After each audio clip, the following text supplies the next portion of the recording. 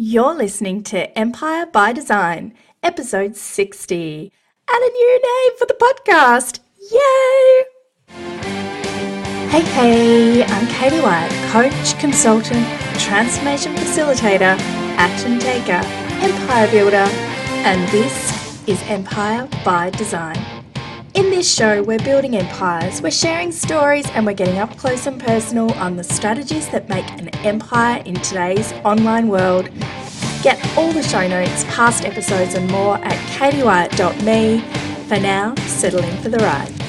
Hey, Empire Builders! In this show, the first under the new name Empire by Design, you're going to hear a rare interview with the divine, the amazing, the brilliantly successful Amy Porterfield, a major online mentor for me, and I know many of you.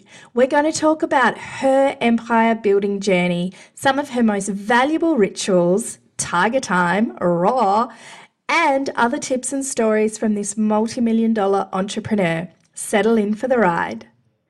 Welcome back. The rebrand is done. You are now listening to Empire by Design, where I want to share the empire building stories, the behind the scenes of building a business from your personal brand. We will be a weekly show now and from here on in, and I hope that excites you the way it excites me. All my favorite podcasts are weekly, just saying. I have some fabulous formats and guests coming up and more solo shows where I will reflect on some of the gold that we're getting in the interviews, and I'll also fill you in on what's happening in my business and in our industry, and there'll be more of the fun, more of the inspiration and the actionable tips that you came here for in the first place. Before we get into today's episode, I want to remind you of my free 7-day podcast challenge. If you want to explore how a podcast would fit into your business model, I help you do it in a fun, interactive challenge in just 7 days. You can be podcasting in 7 days. Get it at podwellcourse.com/7DPC.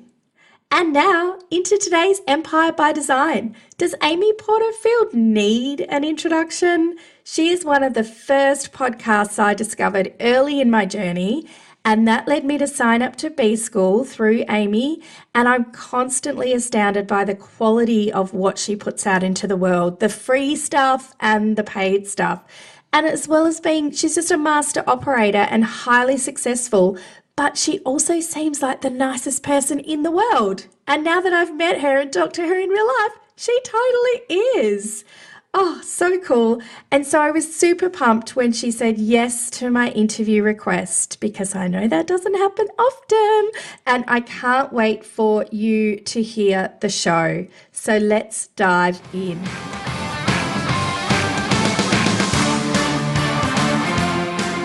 Amy, welcome to the podcast. I am beyond excited to have you. How are you doing? I'm wonderful, thank you. Thanks so much for having me. Oh, it's my absolute pleasure for sure. I'm very excited to talk to you about aspects of your business. I've been a follower of yours for a couple of years now, and I guess I just wanted to start with really asking you to reflect on the growth of your business over the past few years. As an observer, it feels like a whole lot of stuff's been happening for you over the last year or two with additional programs and things, and I just was wondering, what has that felt like for you, that growth process? You know, it has been a pretty amazing process for sure. When I first started my online business, I wanted to create online training courses. I had just left a big corporate job and I didn't really know how to create courses, nor was I really sure what I was going to teach. So I got into a lot of coaching consulting. So for the first 2 years of my business, that's all I did, even though I did not love it. That's not what I wanted. So I eventually moved into a new phase of my business where I created online training courses. I had a Facebook 101 course, and I had what I called my signature course, which was teaching people how to build their email list and sell more online. And so over the last few years, that's the course that I sold over and over and over again, and saw some amazing growth by sticking with one course and launching it again and again and making it better. But what you've kind of seen over the last few years is that I've transitioned out of that and I've added a few more courses to what I call my product suite. I finally kind of found that sweet spot where I really feel good about what I'm teaching. I know exactly what my students need and want. And I have to say that has been a journey. That's not something that typically happens for anybody building a business online. So what you've seen kind of like that fast growth has happened over the last few years after I did kind of got in the trenches and did the extra hard work to get here. And I think that's really interesting because a lot of people, I think it's easy to, we all compare ourselves to people further along the journey. Yes. And what you've done probably looks really quick to somebody on the outside. But has that felt that fast for you, or has it felt quite deliberate? Not fast at all, very deliberate. Sometimes I think that I got lucky. Other times I think, wow, I am so glad I stuck with all the hard bits along the way.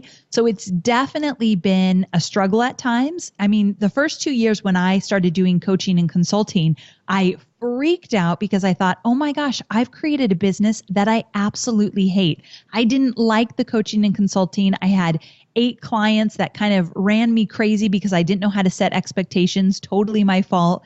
And so I felt like I was back in corporate and working more hours than I was when I was in corporate. And most of us, when we leave our corporate job, we think, okay, we're going to work less hours. That word freedom is what we're all going for. And there was no freedom to be had whatsoever. And I thought, what did I do? Why would I leave such a great job? I worked with Tony Robbins. I made a lot of money. Like, what was I thinking? So I had to first make that big hurdle to say, I just created a business I do not like, and I have to change that. So that was just heart-wrenching. I had gone backwards. I was making less money at one point than I was in corporate. So it was humiliating. And I really had to kind of swallow my pride and say, okay, let's reevaluate. And so then from there, creating these other courses to kind of figure out what my audience wanted, it feels like it was definitely a long haul, but that was starting in 2009. So now we're into the middle of 2016.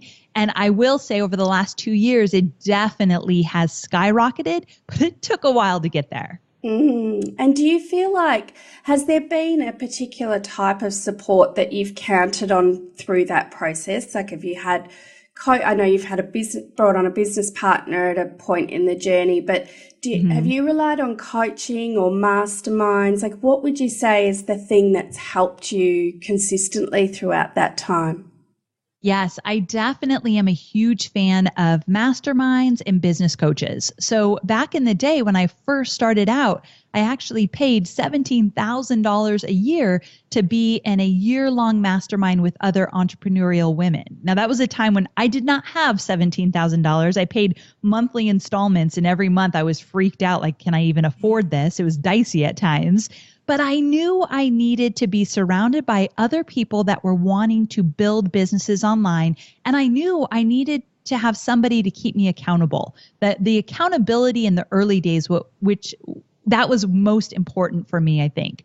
But then as I got going, I then found masterminds where I didn't have to pay for them, but they were my peers. So I found a group of people that I felt were really similar to what I wanted to create and my values and my just basic overall needs of my business. So I found other people in the industry doing the same thing. And we got together just as friends and peers for 2 years. We stuck together and we would meet every quarter in a specific location. So we'd all travel somewhere once a quarter usually, and we'd come together and we'd strategize about our businesses. Now, that was not so much accountability anymore. I didn't need that as much as I needed help with strategy and scaling and making really smart business decisions and finding out what technology was working and what other people were trying that they were finding great success with. I needed to pitch and catch with people that were at the same level or even better, people that were making more money than me. When I worked with Tony Robbins, he always said, surround yourself with people that are doing bigger and better things than you so you always have something to strive for.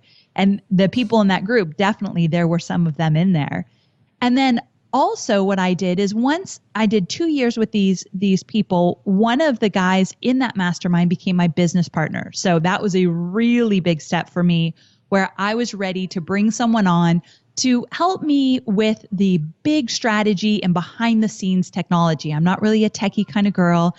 Strategy, I can talk about it all day long, but when it comes to the implementation and integration, that's not somewhere where I wanted to spend my time. So I found a business partner where he thrived in that area and I thrived in content creation and marketing and getting my message out there. So we work really well. He's kind of behind the scenes, more of a silent partner, but he's absolutely genius. So that was a big deal because I was giving up some of my revenue, but I knew that it would propel me to the next level. And the final thing I'll say with that is then I actually brought on a business coach. So I had a business partner, but I wanted someone to really help me focus on what was most important. And I got to a point in my business that I felt pulled in a million directions. Like, where am I supposed to be focusing?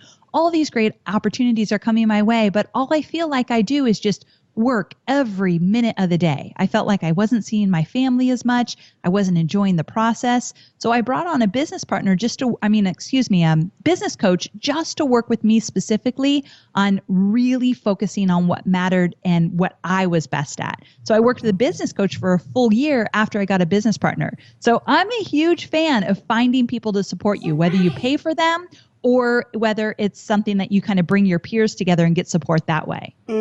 I think there's so many good points in that. And I think it's something that we all hear when we start out, that whole, you are the average of the 5 people you hang out with. So you want to be hanging out with people that you can aspire to. But I think it's sometimes also a bit scary, especially when you're new, because you think, well, what value do I have to add to people who are further progressed than me? Like, do you ever find that sort of self-doubt? Yes. I'm so glad you brought this up. So I'm definitely a worrier by nature, and I really struggle sometimes with my self-confidence. Even though I've built a multi-million-dollar business, I definitely still have those moments like, am I good enough? Am I doing enough? Am I putting myself out there, and am I going to be able to continue this success? So I worry about that stuff, not as regularly as I did when I was first starting out, but it still is there.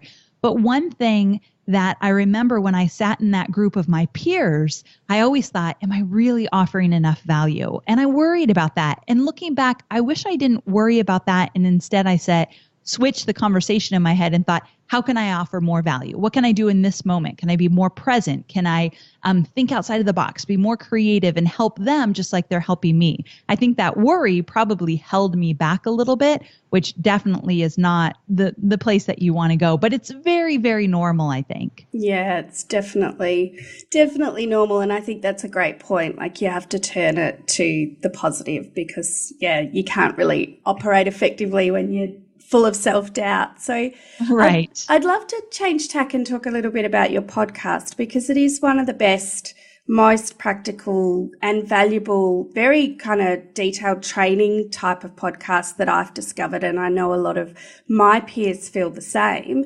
And so I'm just interested to know a little bit about your process for planning and creating that content, because it feels like they are, like mini training courses. So that must take a lot of time and research. Yes. Thank you for saying that, because they are the ones that I do alone. I do a lot of them alone, and then I interview people. When I'm alone doing the podcast, I really do approach it like this is going to be a mini training that people can walk away with and start applying what they learn. But I'm not going to sugarcoat it in any way. And I'm going to be honest and tell you the truth that podcast that I do is a big piece of my business in the sense that it takes a huge focus of my business. So it doesn't come easy to me. There's days that I struggle like, oh gosh, we're getting behind. I like to batch my podcasts. And sometimes it's like I'm doing one and it's going to come out in 2 weeks, where ideally I'd love to be, a month in advance of doing my episodes. It doesn't always work out that way. I also got to the point where it was too much work that I had to hire some support. So now I have this podcast that is incredibly successful. It's a huge lead generator for me, and it's something that truly is the backbone of my business. It's where I get my leads and turn those leads into raving fans and paying customers. So because of that, I've decided I'm going to invest more time and energy into it and money. So I have somebody that helps me with the content now, helps me put together ideas and outlines and kind of, shapes the content with me before I go live and record it. I also have somebody that is helping with the emails that we send every time we do a podcast or the show notes. So we have a writer that's part of the mix as well. And we also have a coordinator who is literally coordinating every single step of the podcast. So now all I have to work on is the content and recording it.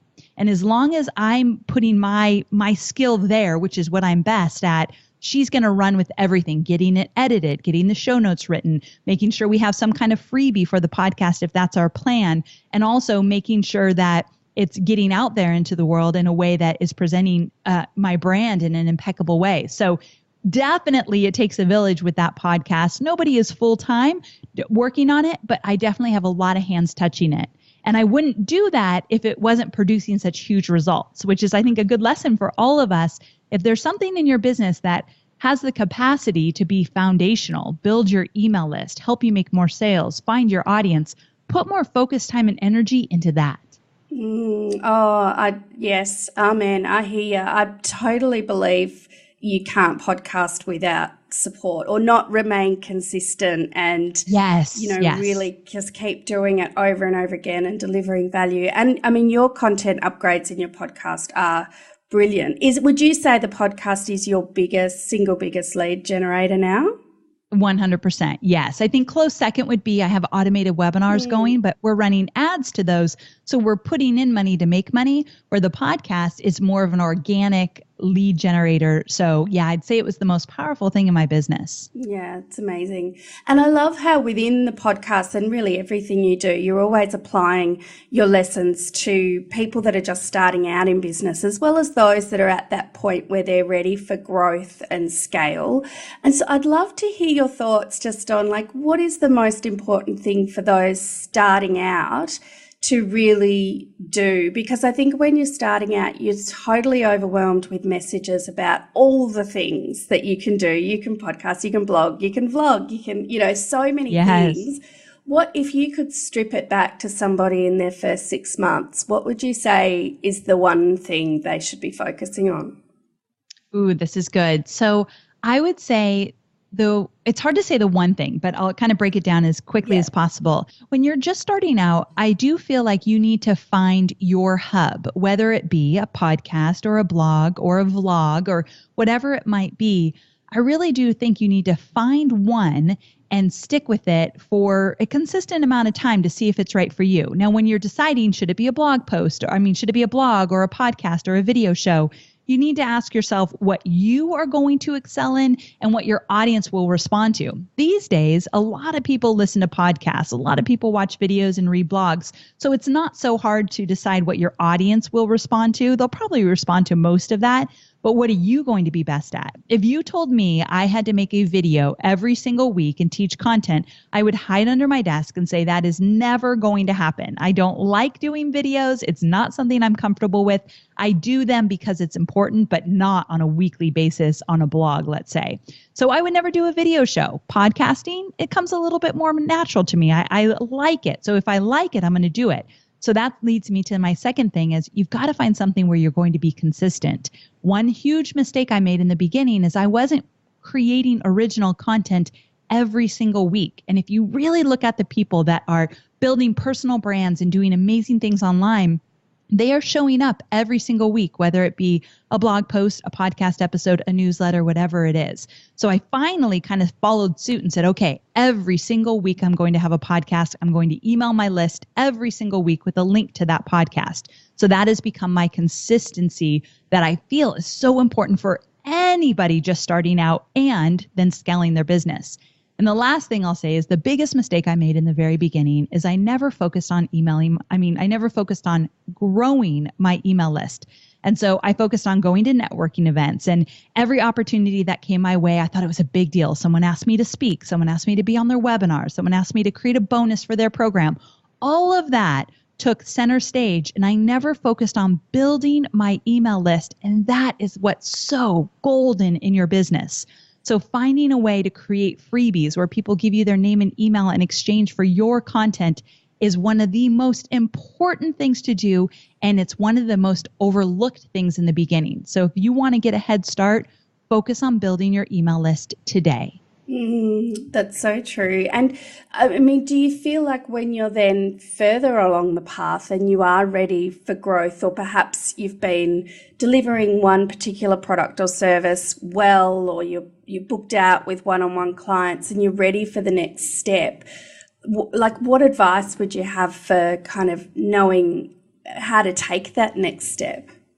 I think one of the things when you're ready to take that next step is to figure out, where have you seen success in your business already? Whether it be maybe with a product you created, like an online training program, or maybe it's a service that you've provided or something live that you do. And find that one thing and then think, how can I optimize this? So often as entrepreneurs, most of us have a million ideas at once. So we're flip-flopping. Oh, that kind of works. And I'm going to try something new. And then I'm going to do this. And where I've seen success in my business is that I have one idea that's worked. And so I just keep making it better and promoting the heck out of it and keeping it in my funnel over and over again. Like my Profit Lab program, I always tell my students that the first time I launched that, I had been in business for a little while. My first really successful launch, it was $30,000. And I thought, holy cow, I am rich. I have made it. Life is good. Like that $30,000 launch, thinking about it now, it gives me chills. It was such a big deal. But then I decided, okay, if I can make $30,000 with this promotion, like imagine what I could do if I kept at it. So I changed the program. I made it better. I launched it again. I did more webinars. I did a video series. Like every few months, I would launch it again, but make it better. The last time I launched that program, we don't sell it anymore, but the last time I launched it was a $950,000 launch. And that was over less than 2 years later. So if you stick with what you know and what has worked well and you make it better, you'd be amazed how profitable that can be. And I've heard you talk about that in a few podcast episodes, and I think it's such an important thing for people to think about, because we do, as entrepreneurs, we've always got new ideas, and sometimes if a launch hasn't gone as well as we think, we're like, oh, I'm going to move on to something else, but you kind of lose then the momentum that you've probably created in that process. Yes, so true. And you've moved as well into teaching online courses, and I think online courses are huge at the moment. And so I think there's a few different schools of thought about when the right time is to create a course. Like, is it early in your business, or is it after you've built a profile and work experience in that particular field? What would your view be on that? When is the right time to create a course? Great question. I think the right time to create a course is when, after you've done the work in understanding who your audience is and what they need. So if I came to you and said, okay, who exactly are you serving? And if you are able to tell me in a few sentences exactly who your ideal audience is, and then I said, okay, and where are their needs, wants, challenges, obstacles? What does that look like? And you told me exactly what they needed and wanted from you.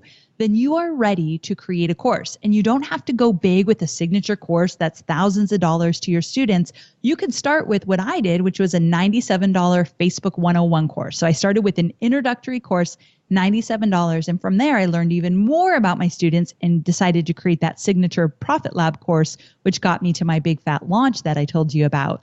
So you do need to understand who your audience is, what they want, what they need, and understand them intimately. What keeps them up at night? What are they worried about? Where do they want to go? What is the vision for themselves? That might mean you got to get on the phone with people. You might need to do surveys. You might need to really get out there and understand this audience. I mean, I've called people before to figure out who they are, what they need. I've done tons of surveys. So it's not the most fun part of business, but it does say that you're ready to create a course that you can make money with over and over and over again. Yeah, I'm a big believer in the market research side of things. And it can be great because you really hear the language that people use to describe their problems and their challenges. So I think it's really important for everybody. And so is there anything that you really feel like you struggle with in business now, or is it just a matter of one step in front of the other now? No, I definitely have things I struggle with for sure. I think one of the major things I struggle with is making sure that I am spending my time wisely. And so this actually just happened not too long ago where I felt like at the end of the day, I'd have a list of 10 things I wanted to do. I might have gotten to 2 of them max, but because there were 10, I felt so overwhelmed I didn't want to get to any of them. And I realized that I had spent very little time in what I'm supposed to do in my business, which is creating content, whether that mean creating freebies or my podcast episode or a freebie for my podcast episode or content inside of a course or content for a webinar, whatever that might look like, that is where I should be spending my time in my business. I don't have a big team. I always say they're small but mighty. I have 2 full-time employees and then a few part-time employees and some contractors. And so because I have people on my team, they can be doing the stuff that I'm not so great at. But I still felt at the end of the day, like, where did the day go and what the heck have I done all day? So what I did is I thought, I'm getting distracted and I'm not sure what I'm getting distracted by. I was very confused as to what was happening. So I created something called Tiger Time. Tiger meaning fierce and loyal to that time, that time frame on my calendar. And I would book it from 8 to noon. Now, this is my full-time business. This is all I do. So I have that time in the morning to only focus on what I want to focus on. So from 8 to noon every day, Monday through Friday, I call it my Tiger Time. And the only thing I can do in that time is what I do best, create content. Again, whether it be for webinars, courses, podcasts, blog posts, whatever it is, I've got to be sitting down and creating content. Now, this still doesn't happen every single day, and sometimes it gets a little murky, but I know that that's what works for me. And so because I was struggling with being everywhere at once, trying to do everything and not focusing, I said, no more of that. Tiger Time is what it's at. So where it's at. So I had to create that for myself because I was feeling stretched in a million directions and spending way too much time on things that I shouldn't have been touching in my business. And as entrepreneurs, I think that's very normal. Like my team has to tell me, Amy, you do not need to be doing that. Let us take that. And I'm such a control freak that I'm sure I held on to things longer than I should have. So now I've been letting things go more and doing what I do best in my business. I love that. Doing the most important things first. Exactly. So just to finish off, I really believe that, we move in cycles in life and business. And there's some days where we just feel like we're thriving, we're owning it, we're building the empire and everything seems to work. But then there's the other days where nothing seems to work and it all feels hard and challenging and we want to give it all up and throw the toys out of the pram. I'd love to know, like, when you're having one of those crappy days, like what are the go-to rituals or habits or practices that you have to get your mojo back? So one of the things I do is I move my body. So when things aren't going well for me or I feel stuck or really frustrated, or what was that term you used? Throw the toys out of the pram? Yes. I've never said, did I say that right? Oh, yes, you did. Is that an Aussie thing? This California girl does not know. I'm assuming a pram is like a stroller or a crib or something. Yes. Is that right? Yes, okay. Stroller. That's too funny. I love it. A stroller. That's what I thought. So anyway, when I get to that point, I have to move my body. So I've been trying to make this more of a practice. I'm not a girl that loves exercise. I wish I was, but it's not something that I particularly love, but I have to do. So even if that means I go out and I go for a walk for 45 minutes, I have to clear my head and get those endorphins going, or I'll just go crazy in my mind in terms of worrying about things and being stressed about things. So being physical definitely plays a part in me being able to manage my time properly and my mindset. I mean, so much of being an entrepreneur is what is between your 2 ears, how you look at things, your perception of how things are going on, and whether it's reality or not, how you see it is how you're going to react to it. And so I've got to clear my mind and have some white space sometimes in order to be more productive. I also make sure that I am working on things I genuinely enjoy. And this is a hard one, especially for me when I talk about it, because you're going to need to do things in your business that you don't necessarily always love. That's a given. But if you're spending more time in the things that you don't love and less time in the things that you are best at, then something has to change. You got to remember that you are the boss. This is your business. And either that means you stop doing some things, which I have definitely done, or you have somebody else do them. that is so crucial for the longevity of your business. And so I don't think people talk about that enough, that, yeah, we all got to do some stuff we don't want to do. But if you're doing that regularly, you've got to change your business model or the way you approach your business. And I think that helps me stay sane on those days that I just kind of want to throw in the towel. Awesome. Oh, thank you so much, Amy. You have been an amazing guest, and I really appreciate you coming onto the show. Well, thank you so very much. I really appreciate you having me.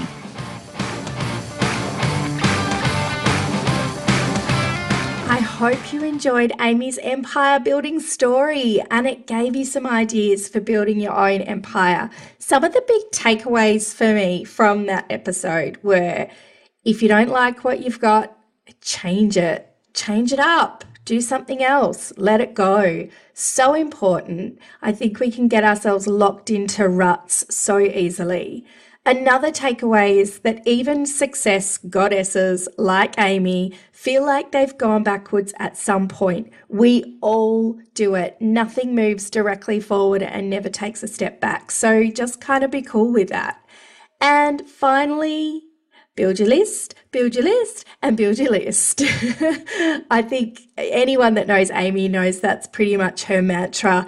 And I think it's always a good reminder for all of us. But there were so many truths in that episode. Thank you to Amy for being on the show.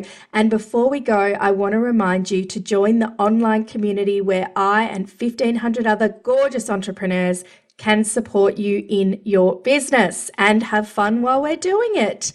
Bit.ly, it's bit.ly/start-grow-thrive. See you there. Hey, we've loved contributing to your empire building today. Please share us with a fellow empire builder so that we can help them too. Thank you to Luke at The Wellness Pro for production and editing, the Virtually Holistic Hub for show notes and admin support, to our guest, and to you, our most important listener. You should also check out my other podcast, Lady Boss Chats, where Elle Roberts and I chat all things Lady Boss life. You'll feel like you've just pulled up a cozy armchair with your biz bestie. Find us in your favourite podcast app or at theladybossproject.com.